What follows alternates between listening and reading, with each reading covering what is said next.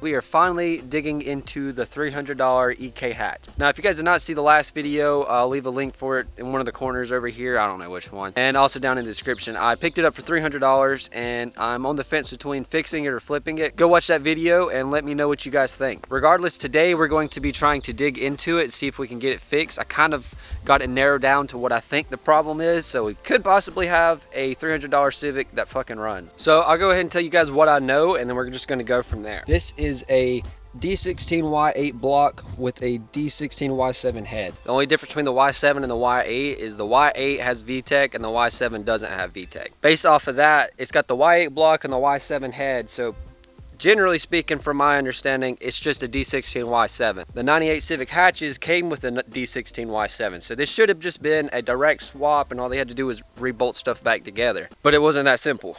And this here is why it wasn't that simple. If you can tell, there is a bunch of frayed wires. What they told me was that they was trying to bypass the crank sensor, which I cannot figure out for the life of me why. I tried asking the guy, but if you can tell by the screenshot, I couldn't figure out why he was trying to bypass the crank sensor. So he tried to combine the pinouts for the crank sensor and the crank speed sensor. So what I could see on forums, people bypass the crank speed sensor, but not the crank sensor. I think you can do either one, but I don't understand why you would do that. I couldn't figure that information out.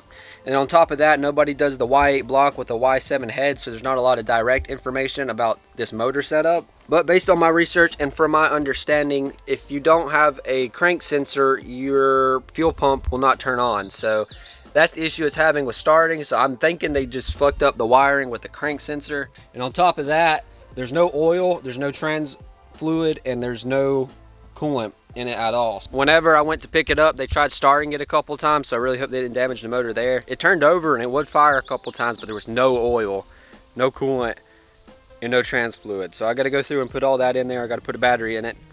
Regardless, a lot of talking, I apologize, so we're just gonna get right into it. If anybody's been wondering where the old Miata's at, it's still here. I had a clutch line break, but since the Miata's down and out, I'm gonna use the perfect battery for both the Civic and the Miata. Before I start messing with the ECU, I looked some more stuff up on the motor. There's a ground cable that connects to the thermostat, and that's what grounds out the main relay. And this thing is not connected, so I got my boy Jesus here. He pulling up in the 300. Look at this thing. This thing is mint. Running better than Miata right now, but this thing's like 100% stock. You don't ever see this. It is automatic. Damn, bro. This thing's dirty, clean. Though. It's mad clean. Well, not like literally, but you know what I mean. There we go. Yeah, dude. This thing's fucking clean. So, I connected a ground cable. I don't know if it'll work, but no, it didn't work.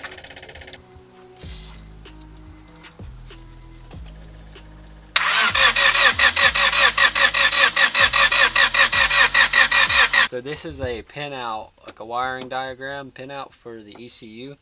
So each of these right here, like connector A, B, C, D. Like on the ECU is A, B, C, D. Each one of these, I have to figure out which one it is. Cause if you look right here, they fucking did some whack shit. And this wire's not even connected, which could possibly be the issue. But I gotta go through this and figure out which one it is, you know? Like, long story short, I just connected that wire that wasn't connected. 56? Yep. So once again, if it clicks, we already know it's not fixed. Oh yeah, the battery's not connected. I'm so excited. Bro, you're like, oh shit. Now this time.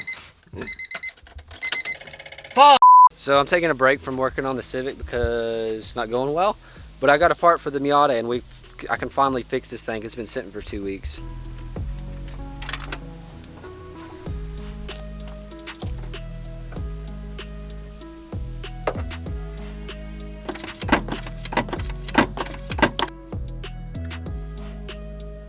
No, fuck, no, I'm just kidding. Look at that bad boy. He's dead. No, I'm just kidding. So it's been about 2 days since the last clip of me working on the Civic. I'm gonna go ahead and do like a quick update, a rundown of everything I've done and learned. First day working on it, honestly, it was just a big learning process. I don't think I did anything that was worth actually doing. I messed with the wires on the ECU because I thought they did a wiring problem wrong. I reinstalled the crank fluctuation speed sensor, which turns out was the one that was being bypassed. So I think I wasted my time taking the crank pulley off and putting that sensor back on, because apparently the crank position sensor is in the distributor. So today we're going to try to mess with the distributor, and there is a ground wire on top of the thermostat that goes to the relay, or the main relay.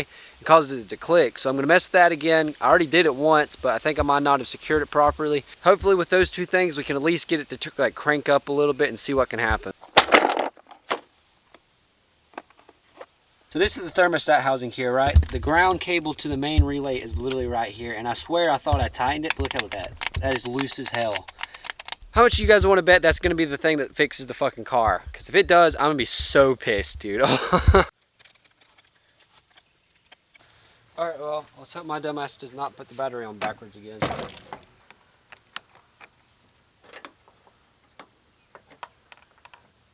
I decided to ignore that initial bolt-in spot for the ground clamp. Got it bolted in here. I tightened down the distributor clamp, so fingers crossed that at least the main relay doesn't click. And if it starts and wants to crank up, that's even better.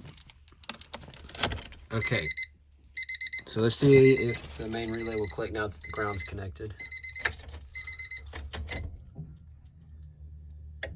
Holy shit! Holy shit! The fuel pump primed.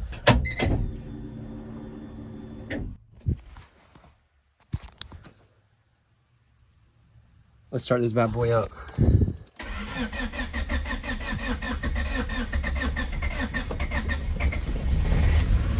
Holy fuck!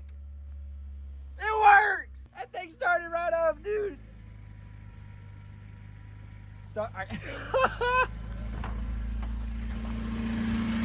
There's no way. Yo, it started. It started. Definitely smells not good at all, but I got a $300 car and it starts, dude. Oh my God. So I definitely got way too excited there, but I need to start it up again, and I need to really listen to it, because when I played it back, it kind of sounded like I had a knock, but there's no coolant in it, and their transmission doesn't have fluid in it, so I got to be kind of careful with how long I run it. But I'm gonna try it again, and I'm gonna see how bad it smokes, and man, yeah, it starts right up, dude. That's crazy. Yeah, the exhaust manifold's not on all the way. So just the fact that it started, dude, like, I am at a loss of words. I know it's a piece of crap. I know it's a $300 piece of crap. But this is like one of the biggest wins for the channel right now. Like, 300 bucks. I bought a fuel pump, which it didn't even need. Literally all it needed was the fucking distributor cap tightened down and that ground cable reconnected. And it started right up, dude. But I hate to leave you guys at a cliffhanger, but like I said, I don't have coolant or anything really put in this car because I just wanted to see if it would run. So in the next video, we're going to finish doing that, and we're going to try to get it out on the road. With that being said, stay fixated and stay focused.